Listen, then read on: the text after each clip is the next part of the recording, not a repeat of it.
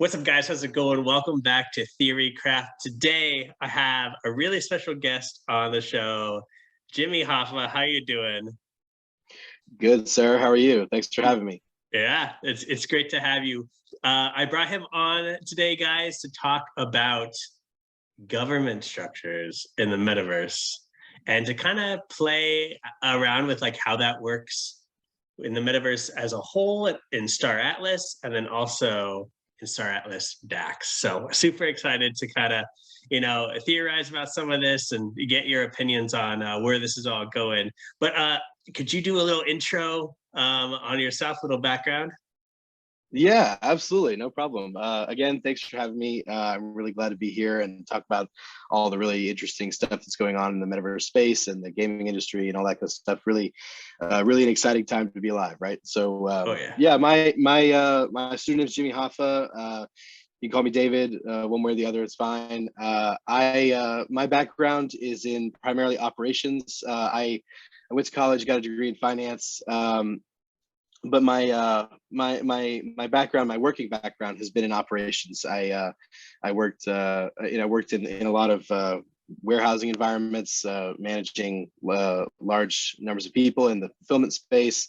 Now I manage I'm the director of operations for a private equity fund that sells goods on Amazon, sells goods through e-commerce platforms. So online e-commerce stuff and online businesses aren't new to me. I've always been really interested in crypto as a concept. It's been one of my favorite subjects ever since the Bitcoin white paper came out a long time ago, and I've been following it ever since then. So I joined the Atlessio Family. The Metaverse guild that kind of brought me into the whole thing. I never thought I would be. I would say I'm a part of the mafia, but I guess I am now. So, but no, I love it. I think it's a fascinating industry, and I'm just here to see what we can come up with that's going to help us govern ourselves better. So awesome, perfect. I love the background, by the way. I have to just say that. Thank you. Yes, courtesy of my family members over at Atlessio. So yeah. I have to give them credit where it's due. Yeah. So, well, let's pick off where you left off there. Like, let's paint the bigger picture here. What is government in the metaverse? Like, what are we gonna be able to do? What kind of like bring us into that whole scenario here? Sure. So great question. So kind of what does it mean to have government or governance in the metaverse, right? And I think a lot of people don't really realize that the metaverse is such a breakthrough technology, because it's not just a change in maybe a monetary system, or it's not just a change in how we place our trust in different institutions. It's kind of a rethinking or reimagining of how political economies are set up, right? They're a reimagining of how government is set up, how economics is set up, and the reason I say that is because for the first time we have the ability to simulate kind of virtual economies on the internet with a whole bunch of people, and build real businesses that exchange real value through cryptocurrencies and NFTs and other tokenized assets, right? So we're able to exchange real value with real people in a digital virtual way, that is authenticated and secured on a blockchain. And so it's the first time that we're able to do that, and really experiment with new ways of organizing ourselves, right? I think that's what really got me interested in this process. Is I kind of come from a economics and politics background. That's what's interesting to me, and I stumbled into Atlessio because I realized that as these businesses grow in the metaverse, they're going to have real business challenges, governance challenges, corporate governance, and things like that to work through, right? Because they're going to have to grow these businesses like any business that's ever been created before. The difference is that they're growing it in this digital environment. And so they're going to have all these different unique kind of use cases because there's going to be people all over the world. And the spirit of blockchains and cryptocurrencies is to share share ownership and share the load and distribute things across large networks of people. And so I think that it's going to be a unique challenge to grow what that looks like. And so I think really at the end of the day, the metaverse is almost like a sandbox for political and economic innovation, right? So like we can play with all these different unique governance structures and put together these little governments and these businesses and see how they interact with each other and experiment with novel ways of creating ways of governing ourselves. Without all of the burdens of having to create and go found a city or a government or somewhere in the real world, right? I mean, like imagine how expensive and how costly and how difficult it would be to establish some kind of new jurisdiction. Whereas in this case, we can create something from nothing, so to speak, right? So the capital intensity is so low compared to the real world, where you have to build real infrastructure, real roads, and real everything. The capital intensity is just so different that you can experiment and maybe those experimentations with new governance structures, distributed governance and things like that can percolate out into the wider world and give us maybe a new way for our kids to govern themselves, right? We're building the institutions that our kids are going to use to govern themselves in the future, and we need to take that responsibility seriously. I love it. Oh, that's such a good answer. Now, thank you. As you were saying, like the sandbox. Now, I know from personal experience, diving deep, trying to organize a DAC, I am constantly like reading about, emerging and like ancient, government structures. But like one thing I have personally had, trouble with, and like you were mentioning, like we're going to get there, but I'm noticing like a centralized almost mind blocks, how do you think that we could help people kind of break through that and get ready for this new age?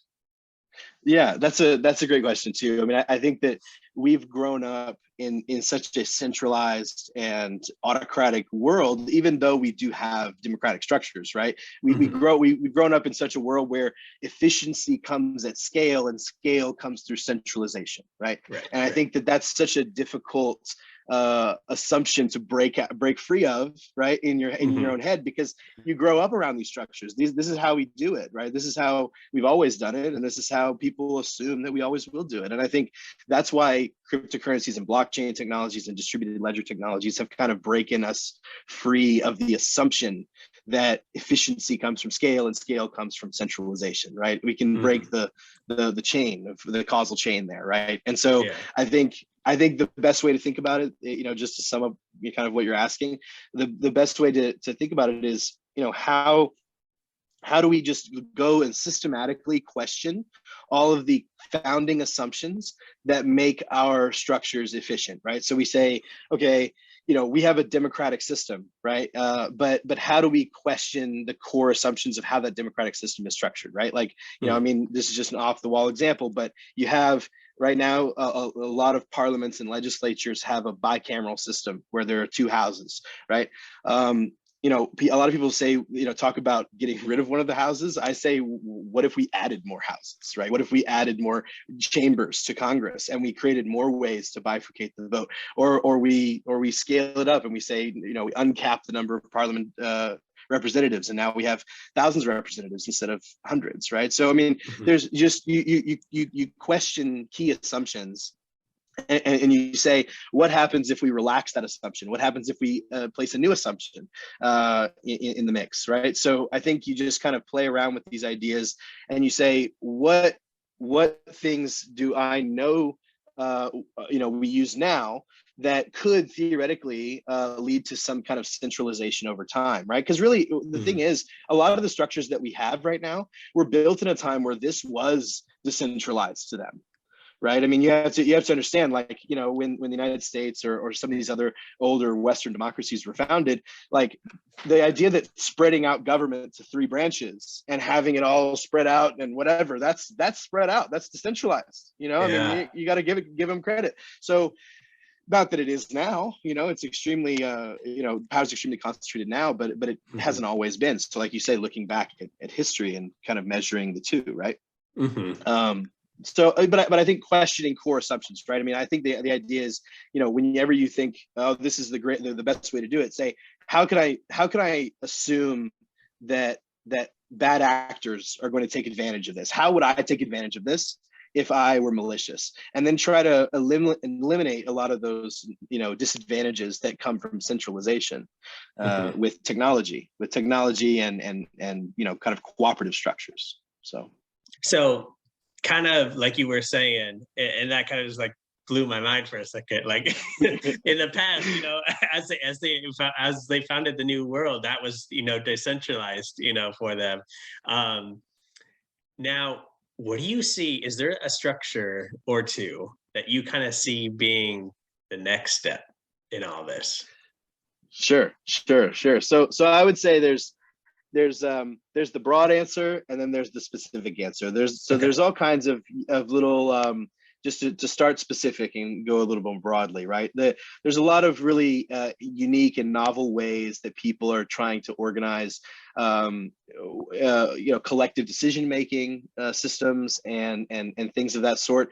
There's an entire branch of economics, or if you want to say political theory, there's kind of a little intermingling called public choice theory that analyzes how to make collective decisions in an efficient way, right? Like voting methodology. People have talked about the transferable vote and all kinds of other things like that. But I think more uniquely, there's all kinds of really novel ways to apply blockchain technology and other types of technologies to the governance systems that we have today, that even if we just implemented these small changes and we didn't change anything else, there would be a radical breakthrough in how we organize ourselves, right? So an example is that I always reference is liquid democracy, right? So it sounds really newfangled and fancy and highly technical or whatever, but it's not, right? So in the same way that when we say that your money is liquid, right? Because it's cash, it can be moved into any place you'd like and spent on any different things.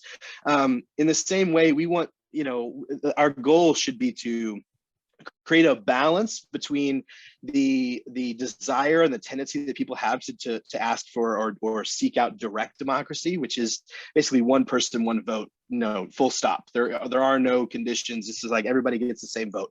And I think that's a desire for like direct equality.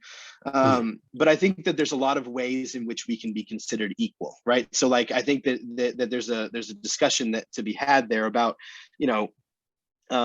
all the states are equal, or all of the countries in the union are equal, just as much as each individual person is equal. So there's different ways of looking at equality and measuring equality. And so there's kind of an acknowledgement that direct democracy, because not everyone can have a say in everything, because it would be extremely burdensome. You have millions and millions of people involved in one decision.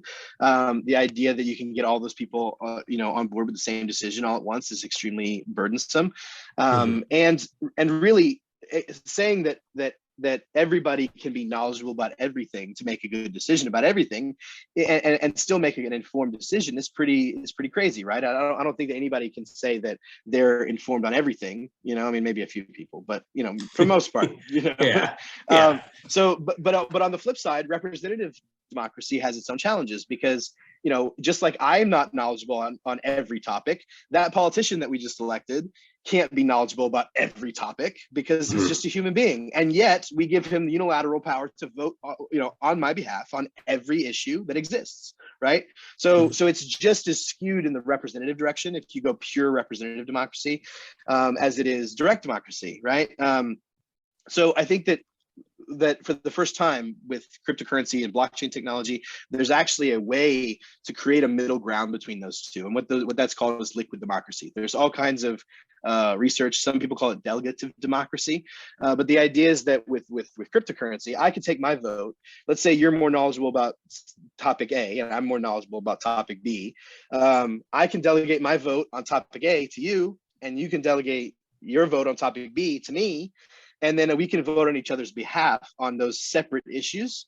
And and I can revoke my delegation at any point. So let's say I find out that you completely conned me, and I thought that you just really did not have my best interest at heart when you're casting my vote. I can revoke my delegation and retract it, and then either redelegate it to somebody else or vote on my own behalf, right?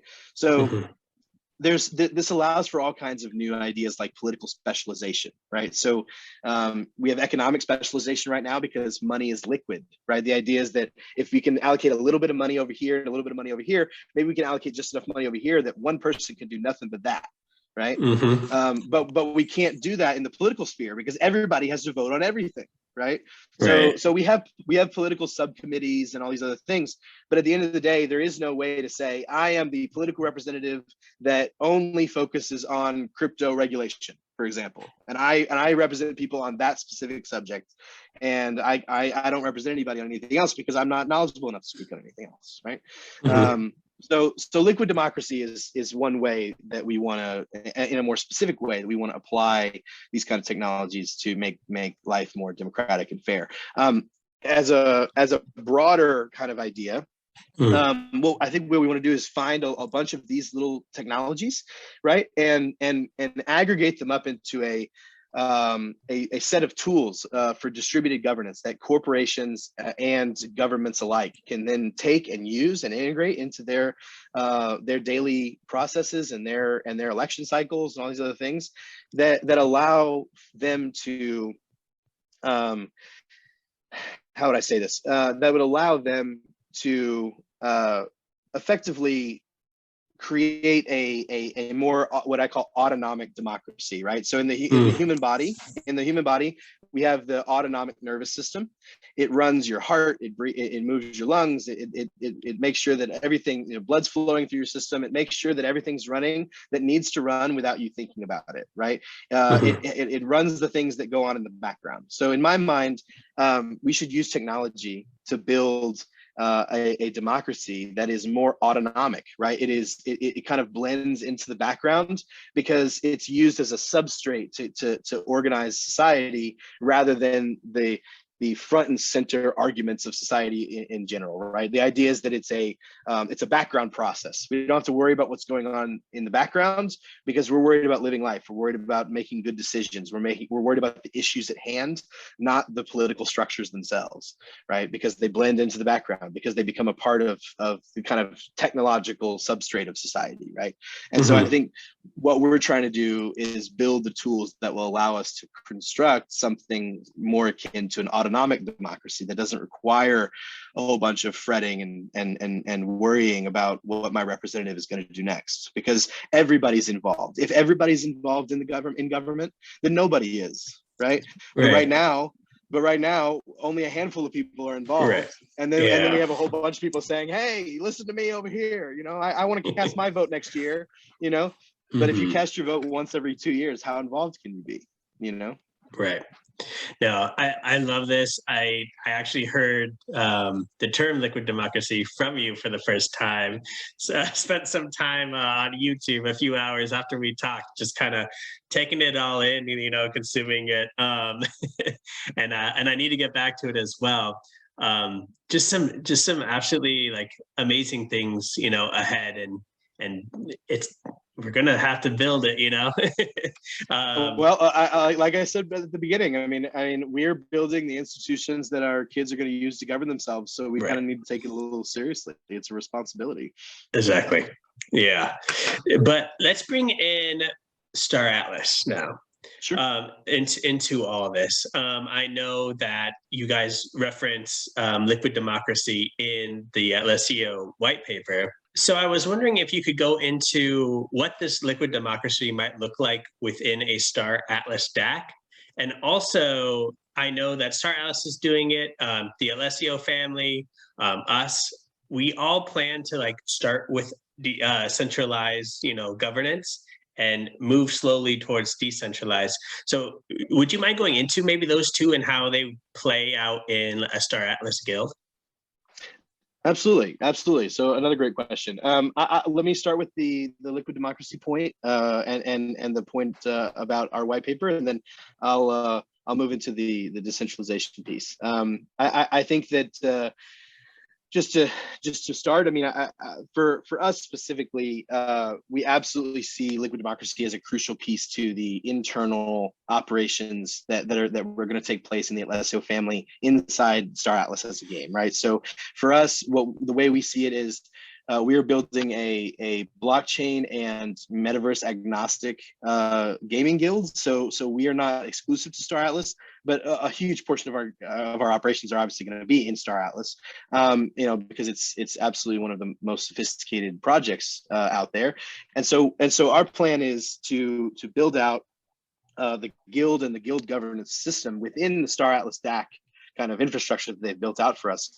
But as far as how we manage in-game operations, the in-game operations are going to be the responsibility of the in-game DAO or DAC, and that DAO will effectively be I guess again, metaverse agnostic. So there'll be in-game DACs, and then those in-game DACs will kind of federate up into a larger DAO that governs its own kind of operations, gaming operations in the metaverse space at large, right? But the idea is that liquid democracy is going to be crucial to all of that, because what we want is to consistently and steadily seed authority for operations to the community that is conducting those operations, as the operations become sophisticated enough that they can withstand that transition, right? So we see ourselves as stewards of the decentralization of the economy, right? And the pieces that we have control over, right? So the businesses that we're creating are going to be metaverse businesses that are going to be, the value is going to be created by the people who are actually playing the games. But we want to scale the business to a point where it's generating enough profits that there's something there to be managed, right, by the community. Like, the community is creating something, but we want to create enough of the vision that it's self-sustaining when we hand it off. And this is why liquid democracy is so important, because their ability to control, their voice in that DAO is going to be crucial. Liquid democracy is going to be crucial to that, because how am I going to express my say if the way it works is basically a glorified shareholder auction where I own my 2 shares, and the big whales own their 1 billion shares, and we have to vote against each other, right? So that's what we don't want, is for the voice of the folks who are creating the value to be drowned out. We don't want that, right? So moving then into your second question, which is the kind of what Atlessio calls the glide path to decentralization, right? So what our goal is, and this gets back to what I was saying about being a steward of this decentralization. I think that our responsibility is that as metaverse companies, as companies that are involved in this revolutionary kind of process of how we change the economy and digitize the economy and all that, I think that we have a responsibility as stewards of that change to make sure that we all have firm guidelines and plans and timelines in place for the decentralization of what we're building, and the ceding of ownership to the community that really it rightfully belongs to. And I think that we see that as our core mission, right? Is to build a business that won't be ours one day, right? And I think that is like going public, like a traditional IPO, is what people think of when they think of ceding ownership to the public. I say that's one piece, right? Like, my point is, like, selling shares and going public is not the same thing as ceding ownership to the community that is affected by your decisions, right? And so we're going to take a page from cooperative structures and cooperative institutions all over the place, and we're gonna focus on building an ecosystem of self-sustaining businesses that will end up being decentralized over time. And I think any business that's serious about being involved in this space needs to have a similar glide path to decentralization that they can point to and say, yeah, we are the centralized authorities that control this now, but we won't be. And if you don't have an answer for why you won't be soon, then I think people aren't going to take that too kindly. So This has been a great talk. I have one more question for you, though. I hear you're working on some kind of light paper. would you mind going into that a little bit? Of course, of course. Always happy to show my own work. I can't. I'm shameless that way. So I appreciate the opportunity. I basically our goal in what we're working on is what we call political economy white paper, and our goal in that is basically our magnum opus. It's our grand vision for what we hope to the tools and the concepts and the frameworks that we hope to use to build out some distributed governance tools and distributed governance infrastructure in the coming years as the metaverse advances and gets more sophisticated and all of that. So our light paper is an attempt to kind of, I guess, tease or describe our goal for the white paper that we're writing, right? So it's going to be a long paper. It's going to be probably the white paper itself is going to probably be a few hundred pages, right? So the goal is that the light paper kind of describes the vision for what are we trying to accomplish in writing a paper like this? What are we looking into? What questions are we trying to answer? And what do we hope the community gets out of a paper like this, right? Because it is kind of broad in scope, but our goal is to kind of give everybody an idea of this is how we should be thinking about governance in the future. These are the concepts that we can lean on and kind of utilize and integrate into our thinking as we go into this kind of new era where we have to make crucial decisions about how governance is going to work in a digital era for people who aren't here yet, and so we need to kind of figure that out and answer those questions, and it's our attempt to kind of contribute to a body of work that helps to answer those questions. So so the light paper will be a teaser. The light paper will be something that will allow you to start thinking about these kinds of questions and hopefully garner some interest from some folks who may want to help contribute to the paper. So awesome. I'm looking forward to it already. Well, so are we. Well, Jimmy, thanks again for coming on. Guys, if you have any questions for Jimmy Hoffa from Atlessio, leave them down in the comments below. Maybe we could do a part 2 here soon. That'd be awesome. But thank you for coming on. Where can the people find you?